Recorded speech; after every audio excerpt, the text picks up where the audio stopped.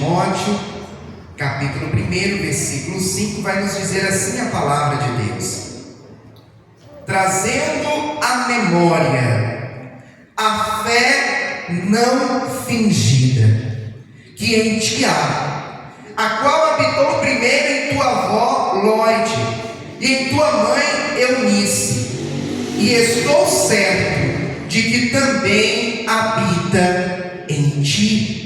Aleluia. Como é nosso costume, eu quero convidar a igreja a repetir após mim o versículo 5. Trazendo à memória a fé não fingida, que em ti há, a qual habitou primeiro em tua avó Lóide e em tua mãe Eunice, e estou certo de que também habita em ti. Aleluia. Coloque a Bíblia no teu assento. É momento de falar com Deus. Senhor amado e Pai querido, estamos felizes, ó Deus, porque mais uma vez nos reunimos neste santo lugar para cultuar ao Senhor. E nesta manhã já podemos falar com o Senhor em oração, já podemos também louvar e engrandecer o seu nome através dos louvores que aqui foram entoados. E agora a tua igreja espera receber uma palavra, não uma palavra que nasceu no coração do pregador, mas uma palavra que nasceu primeiramente no coração do próprio Deus, e que agora será direcionada ao coração da tua igreja. Por essa razão, ó Pai, nós lhe pedimos que nesse momento o Senhor venha abrir os nossos ouvidos espirituais, venha abrir, ó Pai, o nosso entendimento, para que nós possamos não apenas ouvir, mas entender a mensagem que o Senhor tem preparado a cada um de nós, e que esta palavra, ela venha trazer fortalecimento espiritual, venha ser como combustível para a nossa fé, e venha nos dar o direcionamento certo, para que possamos viver segundo a sua vontade, que é boa, perfeita e agradável. Ó Pai querido e amado, eu me coloco diante de Ti como um simples servo que sou, e lhe peço: usa-me, ó Deus, para pregoar a santa e poderosa palavra do Senhor. É o que nós lhe pedimos, ó Pai, e desde já lhe agradecemos, em nome do Senhor Jesus. Amém e graças a Deus. Agora eu convido a igreja a dar a mais forte salva de palmas ao Senhor Jesus. Aleluia. Graças a Deus. A igreja pode tomar o seu assento, fiquem à vontade. Isso. Segunda epístola, segunda carta do apóstolo Paulo a Timóteo. O apóstolo Paulo é aquele que escreveu as 13 cartas paulinas. E dentre essas cartas paulinas, nós temos 3 cartas que são chamadas de cartas pastorais, que são a carta a Tito e a primeira e segunda carta a Timóteo. Hoje nós acabamos de fazer a leitura de um trecho que se encontra na segunda carta de Paulo a Timóteo. Quando Paulo escreve esta carta, aquele a quem ele inclusive chamava de meu amado filho, Paulo ele estava em sua segunda prisão em Roma. Estava preso inclusive injustamente, sendo acusado de ter incendiado Roma. E de dentro da prisão, Paulo começa agora a escrever esta carta cheia de sentimento e cheia também da unção e da presença de Deus. Digo isso porque Paulo escreveu esta carta direcionada à igreja, mas também direcionada principalmente a Timóteo, aquele que ele considerava como um filho na fé. Paulo estava em uma condição totalmente adversa.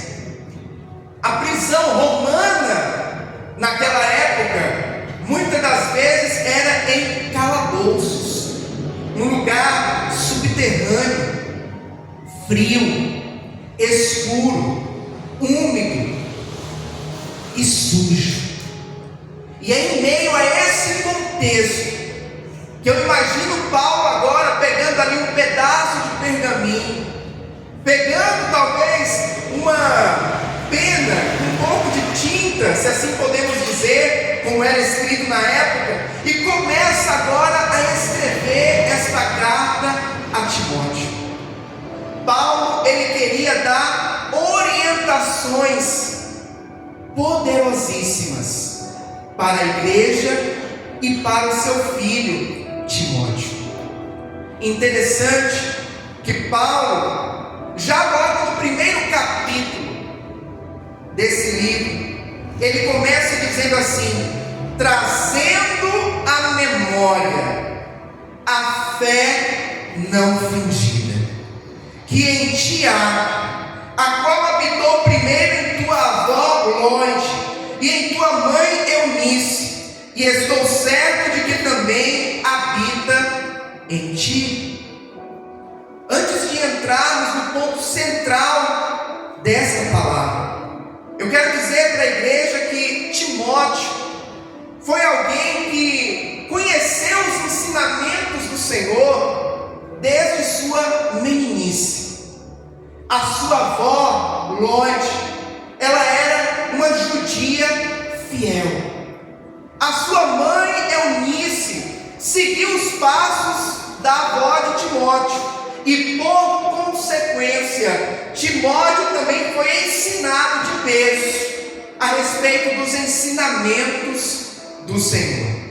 E aqui eu abro um parênteses para dizer algo importante para a igreja: que nós, como pais, temos a responsabilidade de trazer ao conhecimento dos nossos filhos o embasamento da fé em Cristo Jesus.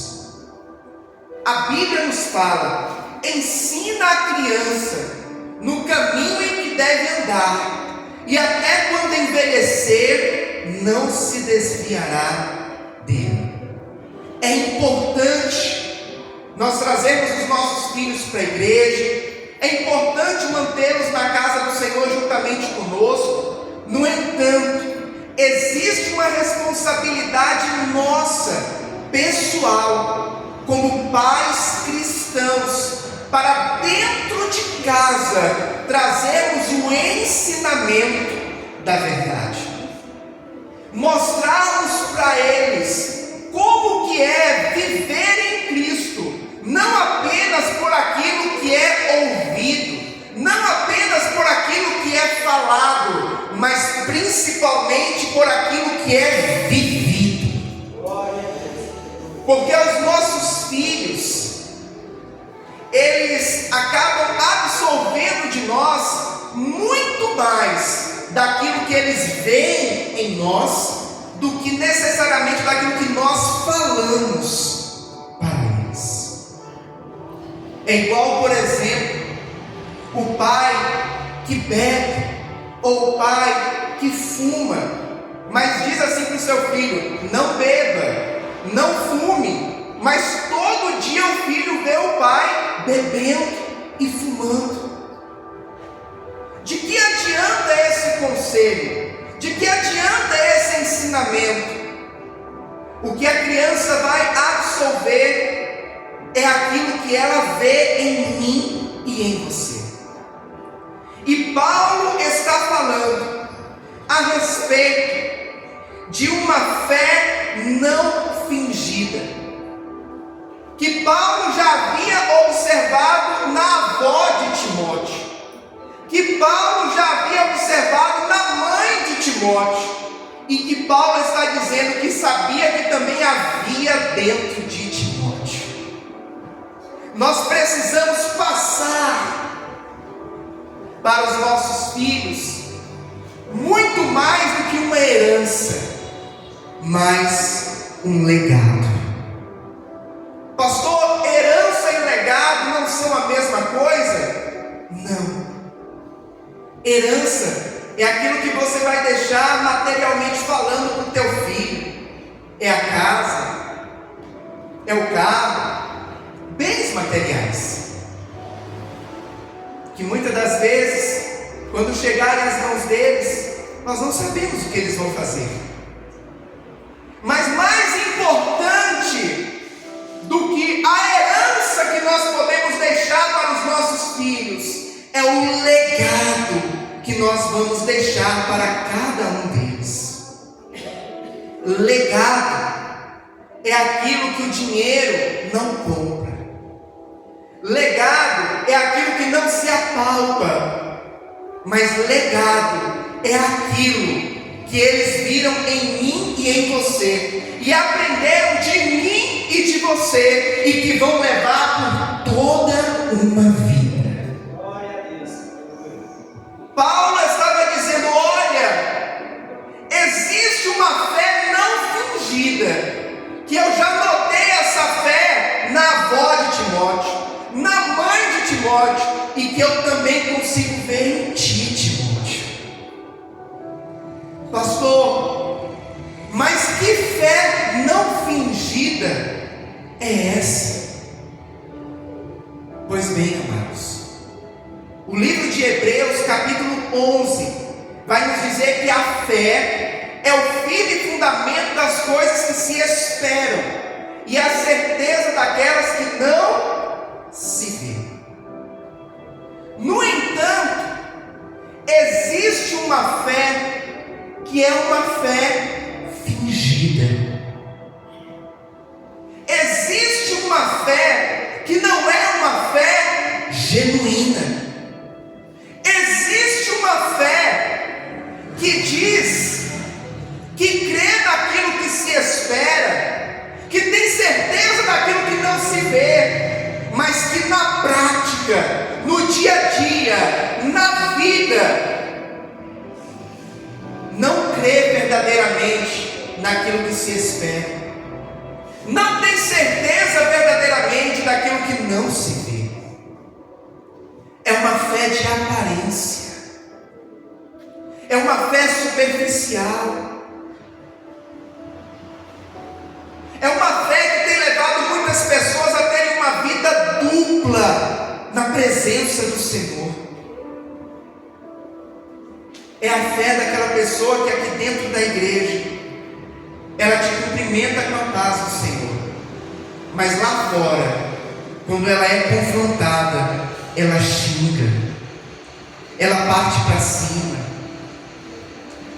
ela não mostra com as suas atitudes a fé genuína, mas mostra com as suas atitudes que ela tem uma fé fingida, uma fé que não é uma fé verdadeira, não é uma fé consistente, porque fé tem que produzir em nós muito mais do que emoção. E não estou dizendo que é errado se emocionar na presença do Senhor, não estou dizendo que é errado sentir emoção quando estamos na presença do Pai. No entanto, o que eu quero dizer é que a emoção ela passa. Emoção é naquele momento. A fé genuína, ela precisa operar em mim e em você transformação. A fé que não operou transformação na pessoa não é ainda uma fé genuína, porque Jesus, o tempo todo Ele nos mostra que Ele é aquele que transforma, mas quando nós damos abertura para que Ele venha operar em nós. Mas existem aqueles que não querem ser transformados, que não querem ter a vida mudada, segundo a sua própria vontade, segundo aquilo que acha que é o certo, perante os seus próprios conceitos, deixando de lado aquilo que a palavra de Deus nos ensina, aquilo que o Senhor nos orienta a viver. Existe a fé genuína, mas existe também uma fé fingida. A fé fingida, ela é uma fé de aparência. É uma fé que busca, muitas das vezes, apenas reconhecimento para si. É uma fé que busca apenas os seus interesses. E quantos nos dias de hoje não estão acometidos por essa fé fingida?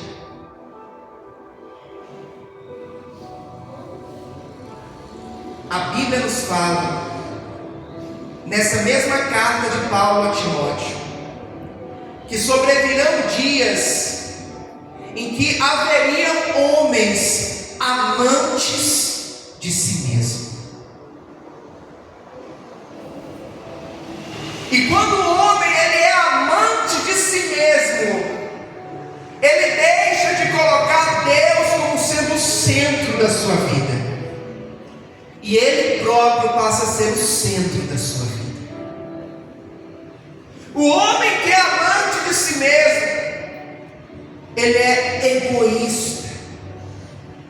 Ele não se preocupa em ter amor ao próximo e em demonstrar amor ao próximo, mas pelo contrário, ele quer tudo para si, inclusive a glória ele quer para si. Mas nós precisamos entender que a fé genuína, a fé verdadeira, é uma fé que pratica a palavra de Deus. É uma fé que demonstra através das suas atitudes o amor a Deus principalmente, e ao próximo como a si mesmo.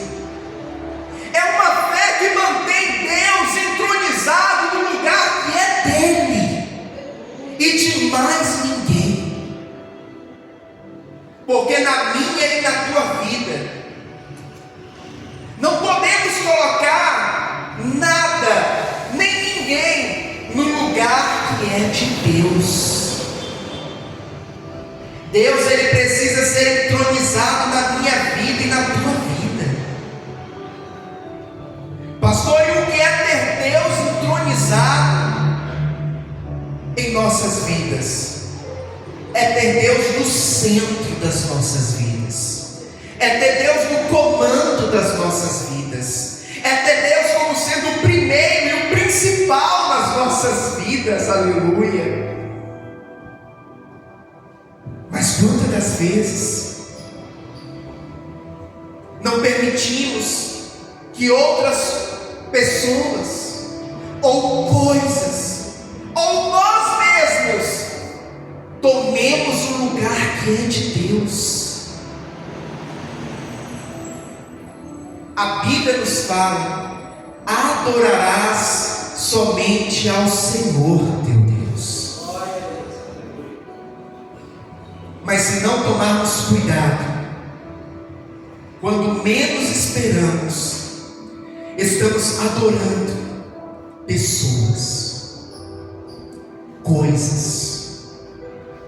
Talvez você já viu alguém falando algo mais ou menos assim: ah, meu filho é tudo na minha vida, ah, meu marido é tudo na minha vida, minha esposa é tudo na minha vida. Ou pior, ah, essa casa que eu conquistei, nossa, ah, esse carro que eu conquistei. E não estou dizendo que você não deve amar o teu filho, o teu esposo, a tua esposa, Não estou dizendo que você não deve valorizar aquilo que Deus te entregou. Só que ninguém e nem nada pode tomar o lugar de Deus. Ninguém e nem nada nesta terra pode ficar no trono de Deus em nossas vidas. Deus, Ele é Senhor absoluto.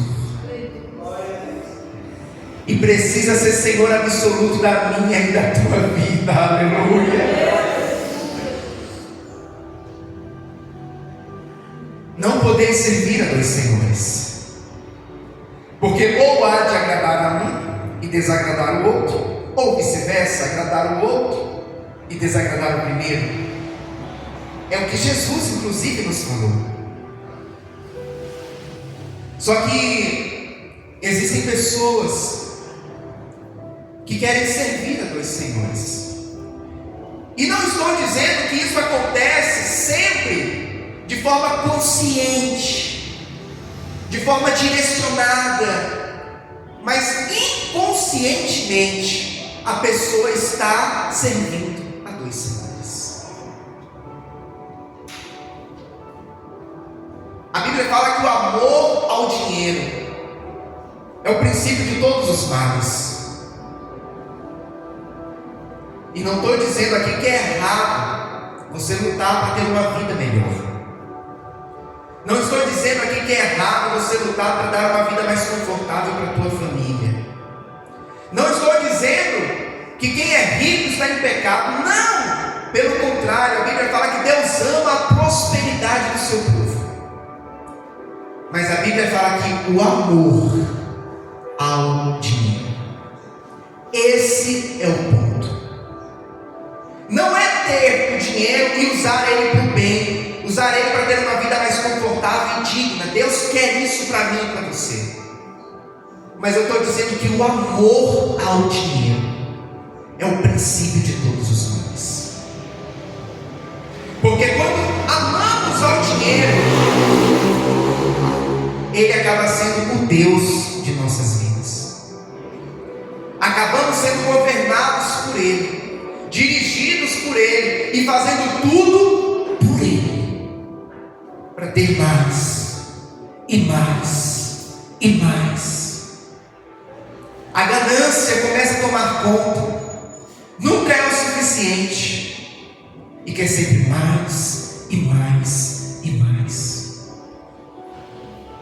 Não podemos deixar que nada tome lugar de Deus em nossas vidas. Com relação ao dinheiro, ele precisa ser apenas algo que Deus coloca em nossas mãos para nós administrarmos e termos uma vida digna, honrada e feliz nesta terra. Mas ele não pode jamais ser amado por nós e nem ser o amor de nossas vidas. Paulo estava falando a Timóteo: traga à memória a fé não fingida que em ti há, a qual habitou primeiro em tua avó Lóide e em tua mãe Eunice, e estou certo de que também habita em ti. Se não tomarmos cuidado na caminhada com Deus, conforme vão passando os anos, aquela fé que outrora era uma fé genuína, aquela fé que outrora era uma fé autêntica, começa a se transformar em uma fé fingida. Pastor, como assim? Se não buscarmos o renovo, se não buscarmos o avivamento, se não permitirmos que Deus venha nos transformar dia após dia, aquela fé do primeiro amor, aquela fé genuína, começa a se transformar em uma fé fingida. É quando vamos caindo na mesmice, sabe? Quando vão passando os anos de evangelho, o primeiro mês, o primeiro amor, Nossa, é aquela sensação maravilhosa que não dá para explicar. Você quer orar de manhã, de tarde, de noite, você quer estar lendo a Bíblia o tempo todo, você quer estar na igreja todos os dias de culto, e quando você não pode ir, você fica triste. Mas vai passando o tempo, vai caindo no comodismo, aí já não lê mais de manhã, já não ora mais de manhã, de tarde, de noite, já não se esforça mais para ler a Bíblia. Quando dá, vai no culto, e se não der para ir, está tudo bem, não tem problema. Deus entende, Deus sabe de todas as coisas. Mas será que isso não é um sintoma de que a fé está se esvaindo? De que a fé genuína está se perdendo? E o que está sendo apresentado é apenas algo exterior. Aquela imagem de crente, de cristão, mas não tem mais aquela fé que queima, que arde e que aquece o nosso coração espiritualmente. Eu quero te convidar a abrir a Bíblia comigo em Apocalipse capítulo de número 2. Oh, rebecanta rama, surebecanta rama, suribicanta. Oh, rama, suribicanta rama, surebecanta rama, suribicanta. Oh, rama, suribicanta rama, surebecanta rama, suribicanta.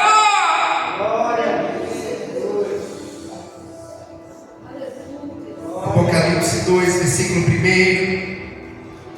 Escreve ao anjo da igreja que está em Éfeso: isto diz aquele que tem na sua destra as 7 estrelas, que anda no meio dos 7 castiçais de ouro.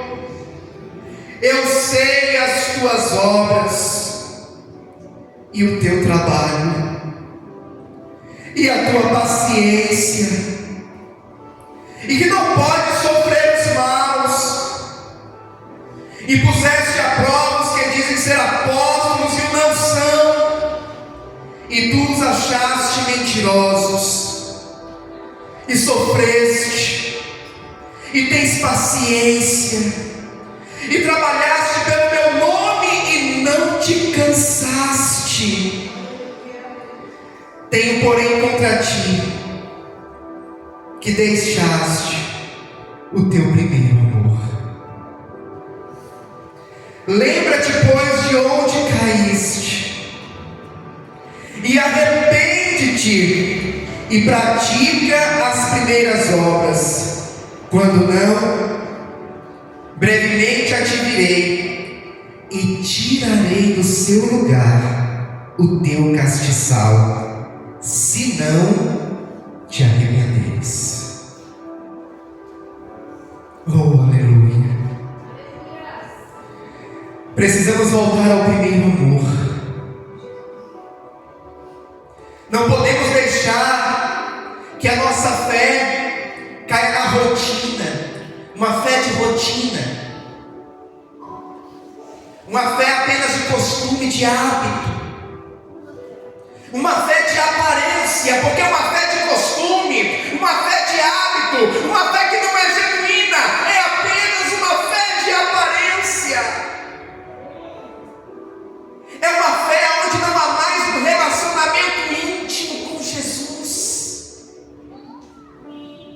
É uma fé onde não tem mais o desejo de receber mais do Espírito Santo. É uma fé que não deseja mais ser renovado, ser avivado. É uma fé que só quer ouvir aquilo que agrada os ouvidos. Ah, é prosperidade, é bênção, eu recebo. É doutrina, é correção, e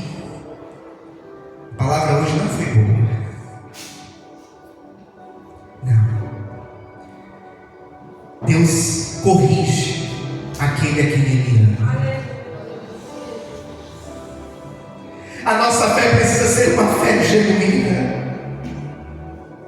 Mas se porventura na caminhada você começou a observar indícios de que o amor, o primeiro amor, se esfriou, se durante a caminhada começarmos a observar indícios de que a nossa fé está começando a ser apenas uma fé de rotina, uma fé de aparência,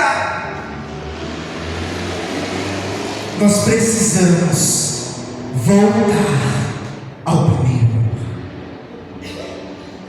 Não está perdido, não é o fim, é tempo de voltar, é tempo de parar, fazer uma análise e entender aonde foi que eu caí. E quando digo cair, não estou dizendo de pecado. Aonde foi que o primeiro amor se perdeu? Aonde foi na caminhada que ele ficou esquecido e eu segui em frente e deixei o primeiro amor lá atrás? E a palavra do Senhor está dizendo: volta, volta. Oh, Rebeca, Paraná, Surimica, Tarama, Sora, Rebeca, volta ao primeiro amor.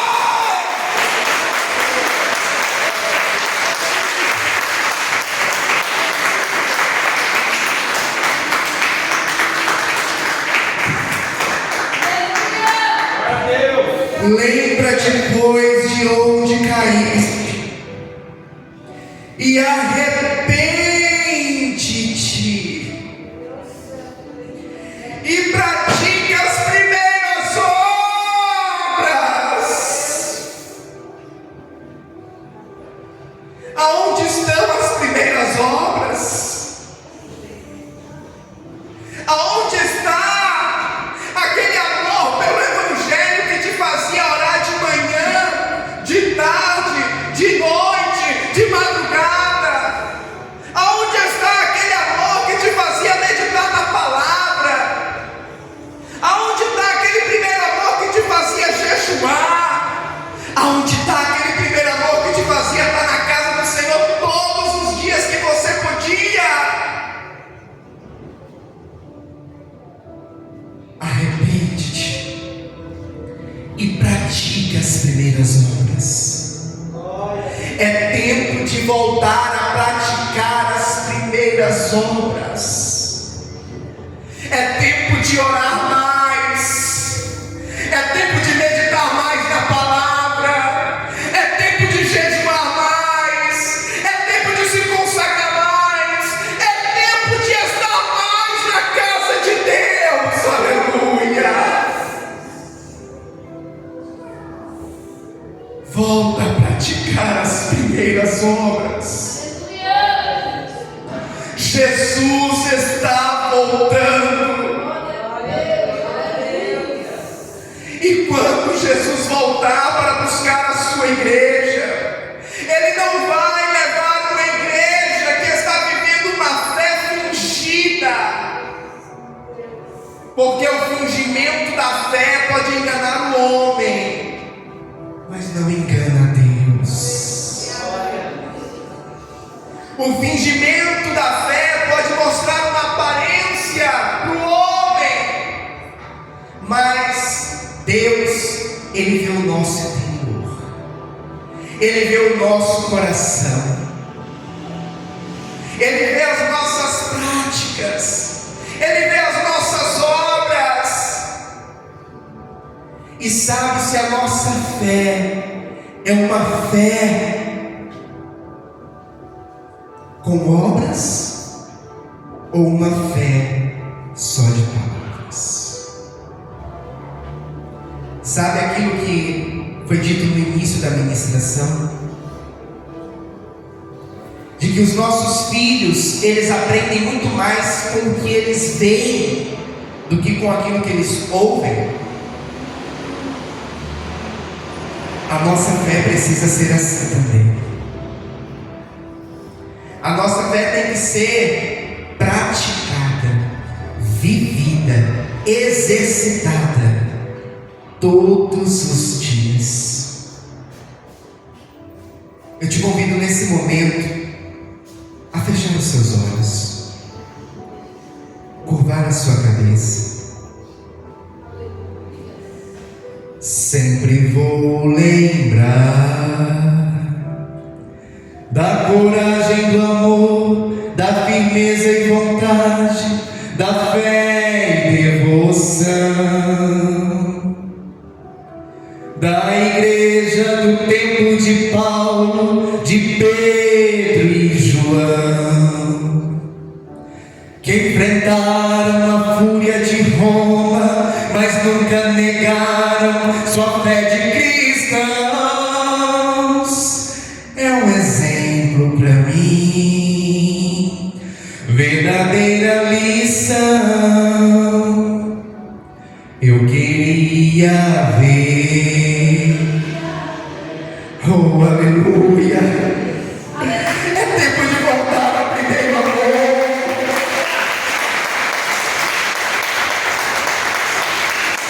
É tempo de voltar às primeiras práticas. É tempo de reacender a chama no teu coração. É tempo de permitir que o Espírito Santo traga o renovo e o avivamento. É tempo de permitir que o Espírito Santo venha nos inundar, venha nos encher, venha nos transbordar. É tempo de sair da mesmice, é tempo de sair do comodismo, e é tempo de fazer algo diferente para Deus. Eu quero te convidar nesse momento a se colocar de pé. Permaneça com os teus olhos fechados.